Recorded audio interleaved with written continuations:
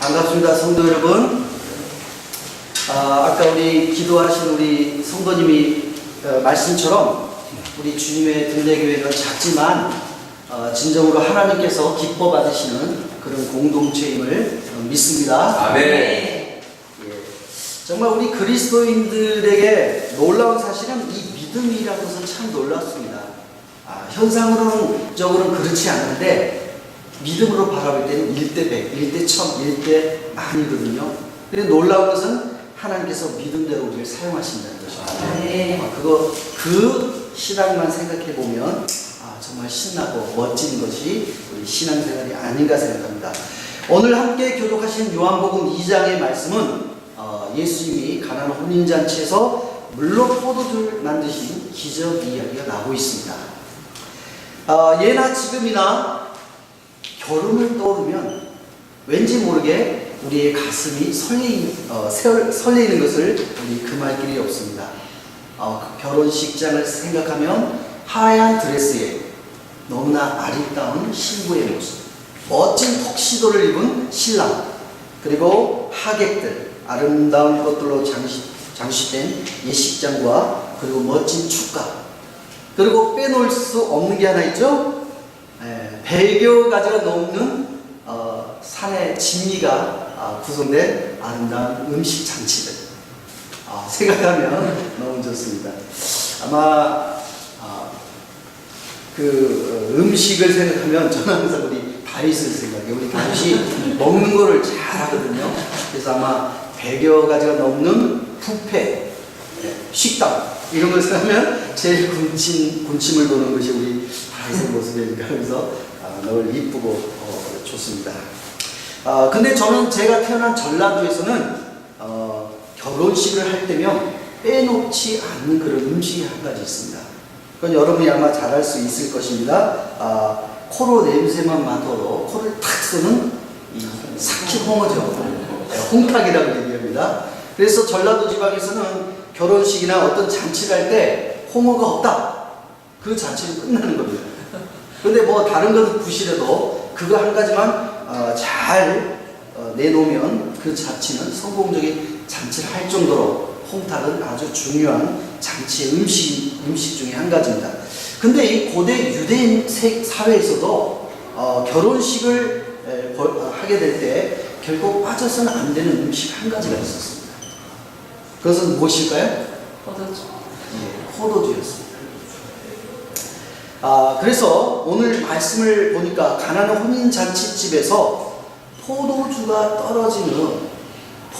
떨어져서 잔치를 망칠 뻔한 위기가 발생했다고 오늘 이야기가 우리를 전해주고 있죠. 근데 오늘 이 위기 속에서 결국 예수님께서 물로 포도주로 바꿔주심으로써 그 잔치는 성공적으로 끝난다라고 이야기를 매듭짓고 있습니다. 그런데 오늘 이 기적 사건 속에서 우리가 특별히 눈여겨보아야 할 것이 있는데, 주님이 이 지상에서 3년 동안 공생애를 하실 때는 아무런 계획 없이 즉흥적으로 일하신 것이 아니라 하나님의 섭리를 따라서 하나님의 섭리의 시간표 따라 움직이고 계시다는 것을 우리는 알 수 있어야 된다는 것입니다. 주님은 말씀을 전하실 때마다, 그리고 특별히 어떤 기적을 행하실 때마다 특별하신 목적을 가지고 어떤 자신만의 어떤 시간표를 가지고 움직이고 있는 것을 볼 수 있습니다. 여러분, 복음 이제 성경 통독을 하고 있는데 쭉 읽으시면서 그것을 한번 눈여겨보십시오. 즉흥성이 아니라 어떤 계획표에 따라서 움직여가고 있는 모습을 볼 수 있는데요, 그것은 바로 하나님의 섭리를 따라서 섭리의 시간표대로 주님이 움직여가고 있는 것을 볼 수 있다는 거죠. 오늘 4절을 보시면 가나안 혼인잔치집에 포도주가 떨어지자 이 사실을 마리아가 예수님께 알리면서 도움을 요청하는 것을 볼 수 있죠. 그때 예수님은 이렇게 얘기합니다. 아직 내 때가 이르지 않아요. 아직 내 때가 이르지 않았어. 그러면서 거절하는 모습을 우리가 잠깐 볼 수 있는데요, 이를 NI 성경으로 보면 Dear woman, why do you invite me? My time has not yet come. My time has not yet come. 자신의 때가 아직 이르지 않았기 때문에 나는 그 일을 할 수 없습니다 라고 예수님께서 말씀하고 있다는 것입니다. 그러므로 오늘 이 예수님의 모습을 통해서 오늘 우리 이 시간에 우리가 도전받아야 할 것은 우리도 예수님처럼 어떤 일을 행할 때 하나님의 섭리에 따라서 하나님의 섭리를 따르는 성도들이 될 수 있는 그런 삶을 우리도 살아갈 수 있도록 노력을 해야 된다는 것입니다. 우리가 70년, 80년을 이 세상에서 살아가게 되는데요. 이 시간 동안에 우리가 어떤 계획을 가지고 움직이는가 매우 중요한 사실입니다. 그래서 오늘 저는 이것을 하나님의 섭리 신앙이라고 말을 하는데, 이 섭리에 따라서 우리가 살아가기 위해서는 어떤 원칙들을 따라가야 될까, 그것에 대해서 여러분과 함께 은혜를 나눠보려고 합니다. 자, 그렇다면 우리가 이 세상을 살아가면서 아무 계획이 아니라 하나님의 섭리에 따라 살기 위해서는 맨 첫 번째로 우리 인생에 어떤 문제를 만날 때마다 우리는 믿음으로 기도하고 믿음으로 그 문제를 헤쳐나갈 수 있어야 한다는 것입니다. 어떻게 보면 우리 인생이 무엇이냐? 그것은 잔치를 벌이려는 것과 같습니다. 다시 말해서 우리는 우리 인생이라는 잔치에 기쁨과 행복, 성공과 돈, 그리고 명예와 돈으로 가득한 정말 멋진 잔치집과 같은 그런 신바람 나는 인생을 만들어 보려고 무척이나 애를 쓰며 살아가고 있습니다. 하지만 잔치집에 포도주가 떨어진 것과 같이 우리 인생엔 늘 언제나 불청객이 찾아오기 마련입니다. 어떨 때는 질병이 찾아옵니다. 어떨 때는 사업의 위기나 실패의 경험을 우리는 경험하게 되지요.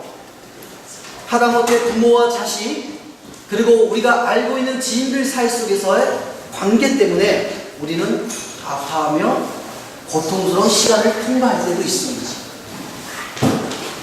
어제도 저희가 개인적인 일 때문에 한남에 잠깐 들리게 되었는데, 우연찮게 우리가 알고 있던 이전의 교회에서 섬겼던 우리 권사님 한 분을 뵙게 되었습니다.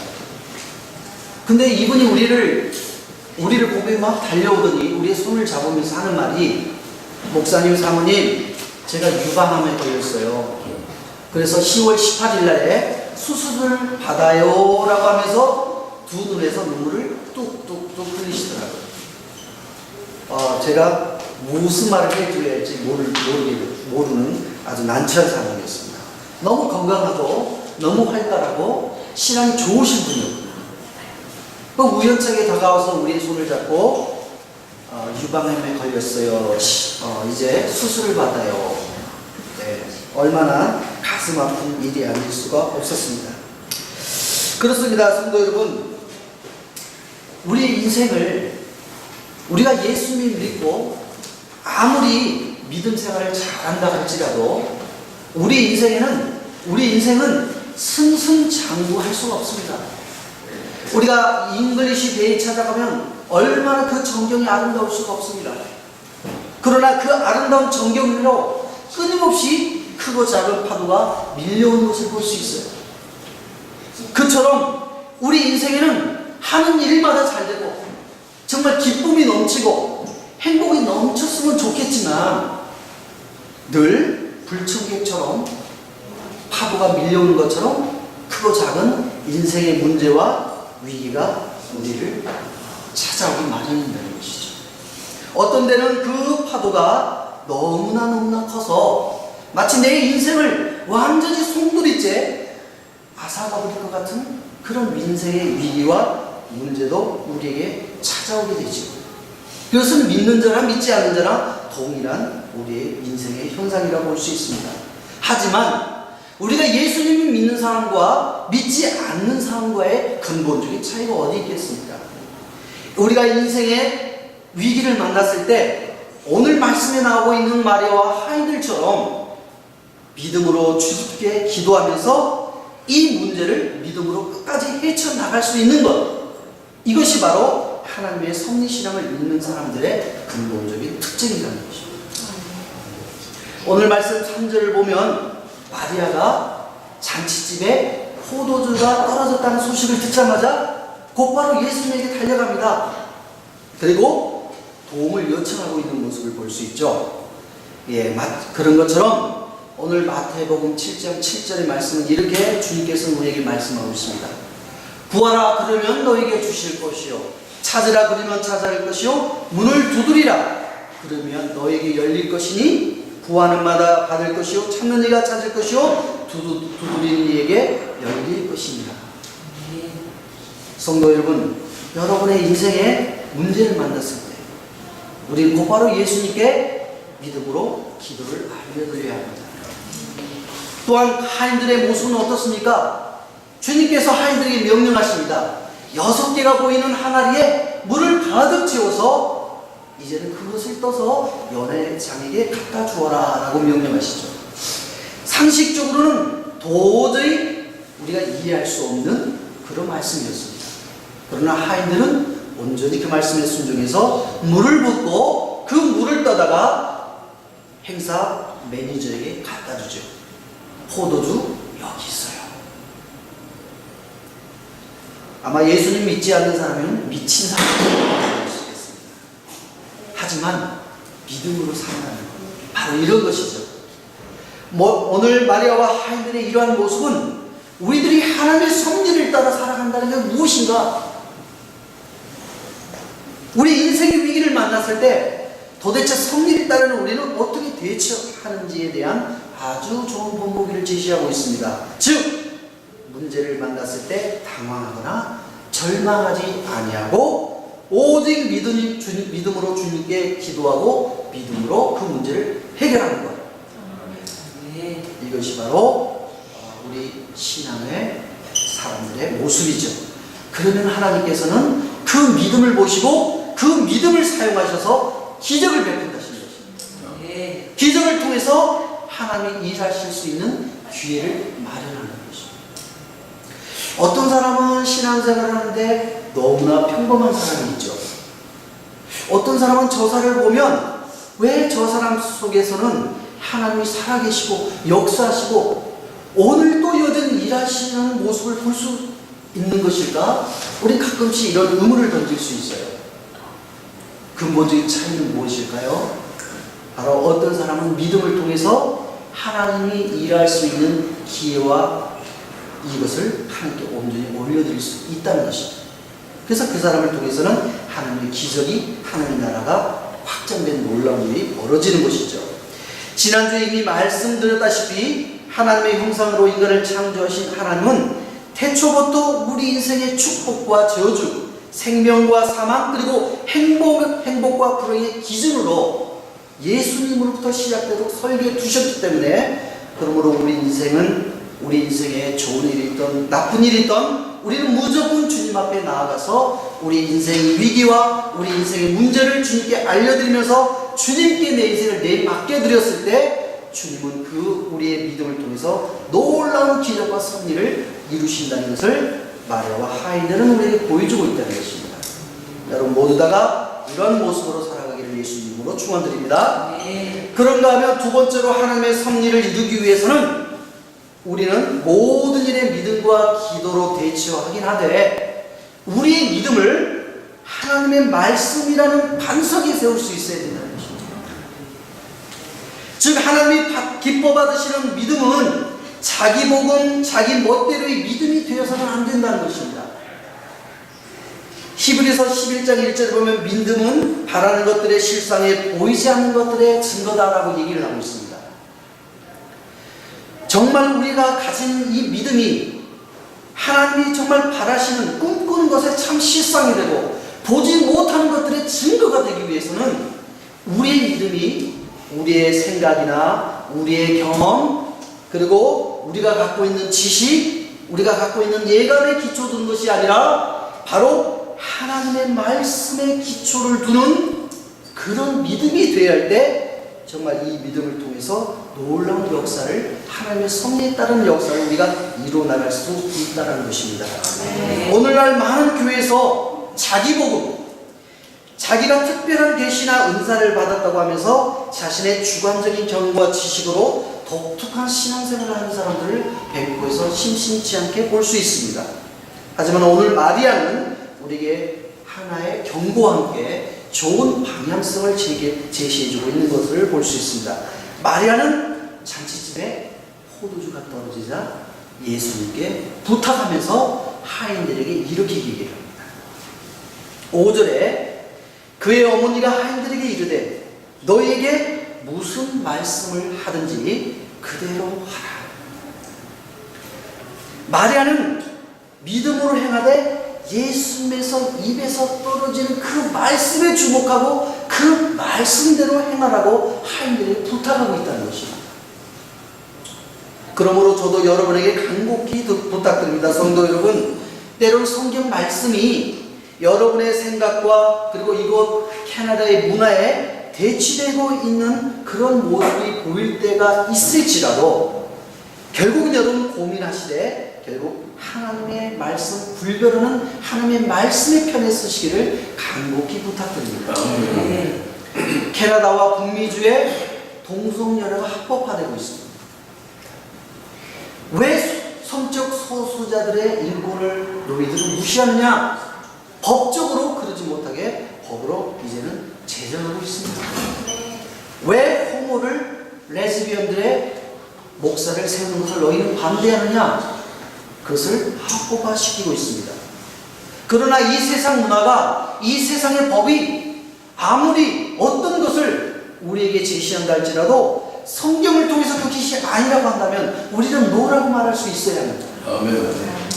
우리는 어떤 경우가 있어도 하나님은 영원 불변한 하나님의 말씀임을 우리는 견고히 붙들고 이 세상을 살아가고 그 말씀 위에 우리의 믿음을 견고히 세워나갈 수 있어야 한다는 것입니다.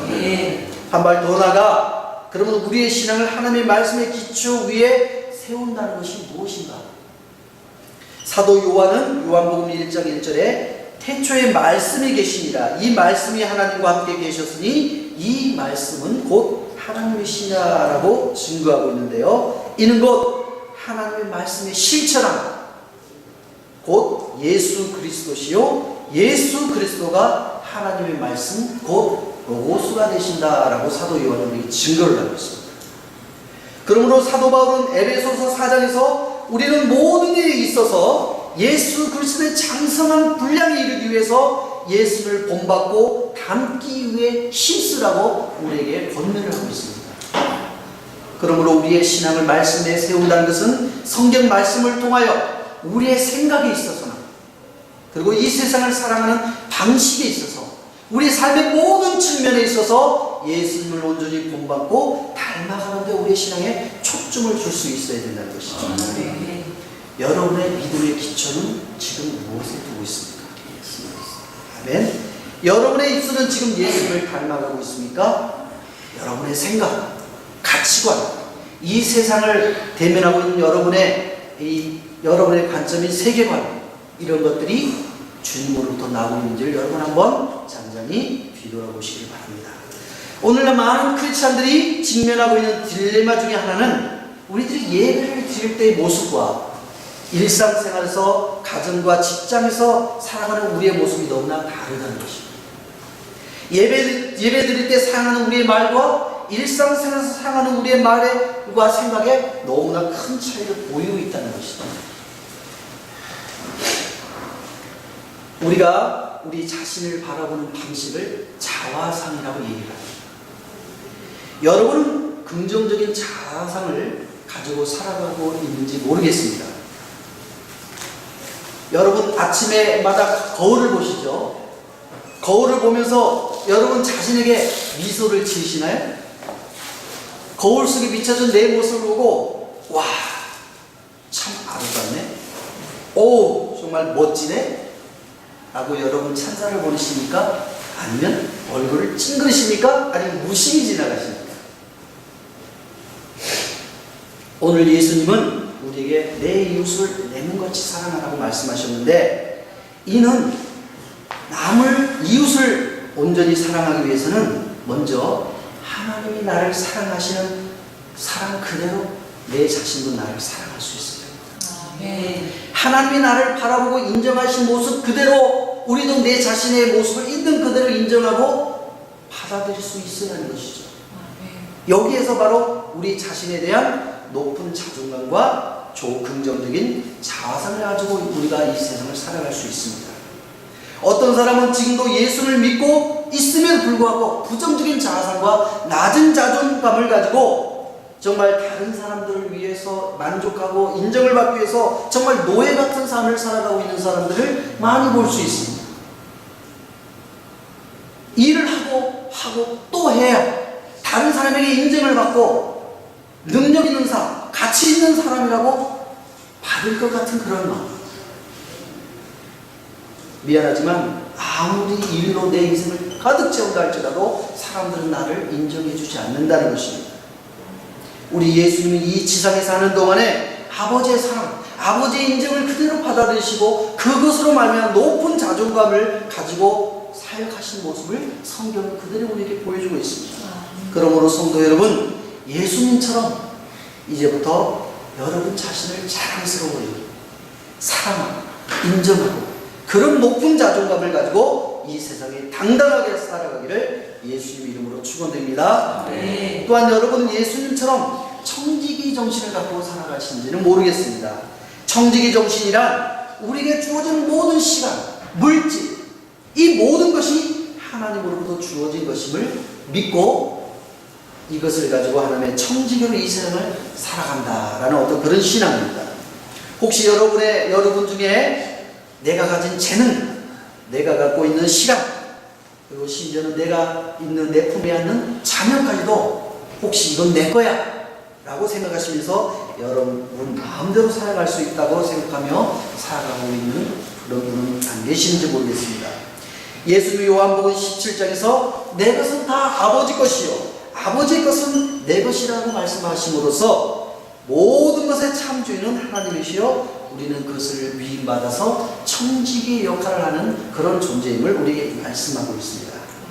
여러분의 모든 것들 열심히 모으고 열심히 모으고 잘 관리하지만 이것을 하나님의 뜻대로 사용할 수 있는 선한 청지기들로 살아가시기를 예수 이름으로 축원드립니다. 네.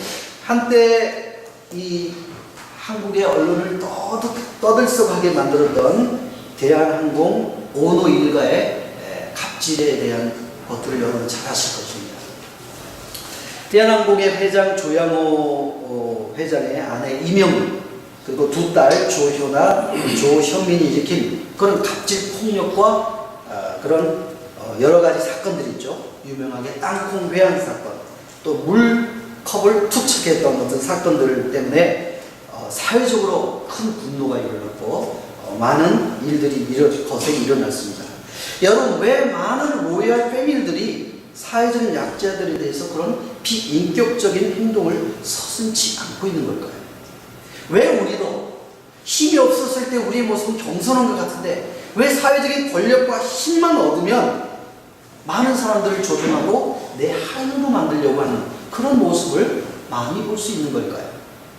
이런 갑질문의 근본 뿌리에는 바로 내가 가지고 있는 모든 것은 내가 주인이다 라는 그런 생각에서 싹터오고 있는 것을 우리는 부인할 수가 없습니다. 하지만 우리는 이제 이렇게 고백해야 합니다. 우리는 하나님의 청지기들이다. 우리가 갖고 있는 모든 것은 하나님의 주인이시요 우리 이것을 위해서 우리가 만나는 사람들을 섬기며 사회를 섬기며 하나님을 섬기는 삶이 되어야 된다. 이런 청지기 정신으로 살아가야 될 줄 믿습니다. 마지막으로 이 말씀의 결론이 11절에 나오고 있습니다. 자, 우리 11절의 말씀을 우리 다 같이 한번 읽어볼까요? 예수께서 이 천국을 갈릴리 바다에서 가려 그의 영광을 나타내시매 제자들이 그를 믿으리라. 이를 통해서 우리가 세 번째로 깨닫게 되는 것은 우리가 우리 인생의 어떤 사건과 문제들을 직면할 때 그 문제들을 하나님의 말씀이란 안경을 끼고 해석함으로써 그 문제들 너머에 있는 하나님의 섭리와 뜻을 발견하고 그 섭리에 우리의 인생의 보조를 맞출 수 있어야 한다는 것입니다. 무리 변화의 포도주가 된 이 사건은 예수님의 공생의 첫 번째 기적이었습니다. 그런데 이 기적을 행하신 것은 예수님이 우연히 가나안 잔치에 갔는데 포도주가 떨어졌더라. 마리아가 요청해서 예수님은 기적을 베푸셨다. 이런 것이 아닙니다.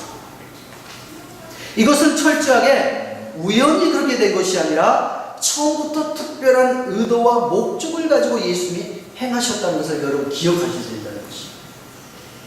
예수님은 자신의 이 사건을 통해서 예수님 자신의 영광을 드러내고 예수님을 따르는 제자들이 예수님이야말로 하나님이 보내신 참 아들이심을 믿게 하기 위해서 이 기적 사건을 주님께서 행하셨다는 것을 우리는 알 수 있다는 것입니다.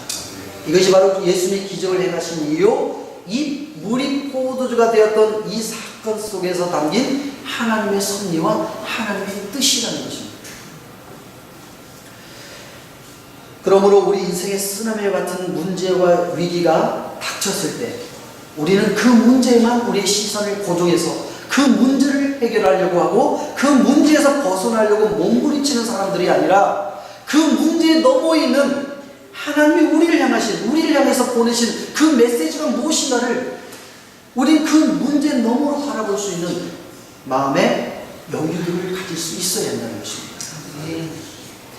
이것은 바로 마리아처럼 하나님의 섭리신앙을 가진 성도들의 마땅한 삶이며 주님은 오늘도 하나님의 섭리를 바라보면서 그 문제를 믿음으로 하나님께 맡겨드린 사람을 통해서 놀라운 기적과 하나님의 나라를 펼쳐가는 사역을 펼쳐나가고 있음을 우리는 분명히 기억해야 합니다. 언젠가 인터넷에서 떠들고 있는 뽀빠이 이상용 씨의 글을 제가 한번 읽은 적이 있었습니다. 여러분 뽀빠이 이상용 씨 다 아시죠? 네.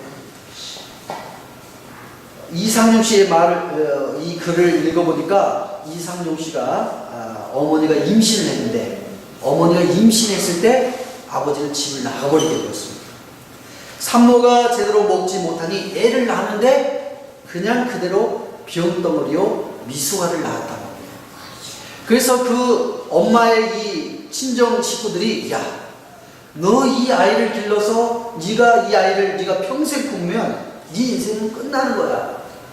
그래서 조언을 들어서 그 피덩이를 들고는 흙에 묻으려고 동산으로 올라가서 결국은 눈물을 머금고 아이를 흙 속에 묻어버린다. 근데 그 순간에 그것을 보고 도저히 저건 아니다 해서 이모가 달려와서 그 피덩이를 흙 속에 파다가 결국 그 이모가 길렀다고. 그러나 이상용 씨는 워낙 병약했기 때문에 6살이 되도록 이불 신세를 져야 했고 12살 때까지 8가지 성인병으로 고생했다고 합니다. 그래서 이 13살부터는 내가 이대로 있으면 안 되겠어. 이 병약한 몸을 이겨야겠다 해서 아령을 시작해서 18살 고등학교 되었을 때는 미스터 대전고, 미스터 충남, 그리고 대학에 들어가서는 미스터 고려대를 차지하는 영광을 얻었다고 합니다.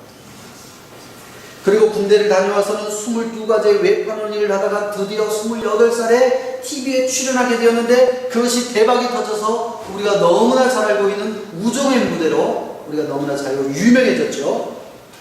이런 이상용 씨가 절망에 빠진 많은 사람들에게 희망을 전하는 그런 메시지를 전하고 있다고 하는데 이 사람이 하는 말이 여러분 철물점에 가면 여러 사이즈가 있습니다. 하지만 그 사이즈마다 다 용도가 있듯이 우리도 마찬가지입니다. 각자에게 맞는 일을 찾아서 매끈하게, 발끈하게, 화끈하게 그리고 끈질기게 동여매고 따뜻하게 살아간다면 이 사회를 건강하게 만드는 사람이 될 수 있습니다. 희망은 잃지 마십시오. 이것이 우리에게 생명과 시간을 주신 분께 보답하는 길입니다. 라고 이렇게 외치면서 절망하는 사람들에게 희망을 주는 그런 메시지를 전한다는 그런 글을 읽어본 적이 있었습니다. 사랑하는 성도, 이제 말씀을 마치려고 합니다. 우리가 예수님을 온전히 믿고 따르는 거 너무나 중요합니다. 그러나 우리가 예수님을 온전히 믿는다 할지라도 우리 인생에 파도와 같이 밀려오는 인생의 위기와 문제를 우리는 회피할 수는 없습니다. 그러나 예수 믿는 사람과 우리가 다른 점은 이 문제를 직면했을 때 어떻게 처리합니까? 우리는 믿음으로 예수님께 나아가고 믿음으로 그 문제를 처리하되 철저히 말씀에 기초한 신앙으로 이 문제를 해결해 나갈 때 주님은 여전히 우리 삶 가운데 살아계셔서 그 믿음을 통해서 여러분의 삶 속에 기적을 만들어내시고 교회를 부흥케 하시며 여러분을 통해서 하나님이 살아계심을, 하나님의 나라가 확장되는 놀라운 일들을 여전히 행하신다는 것을 여러분 기억하시길 바랍니다. 아멘. 이 말씀을 통해서 여러분의 믿음의 전사들이 모이는 예수님의 등대교회가 될 수 있기를 예수님으로 축원드립니다.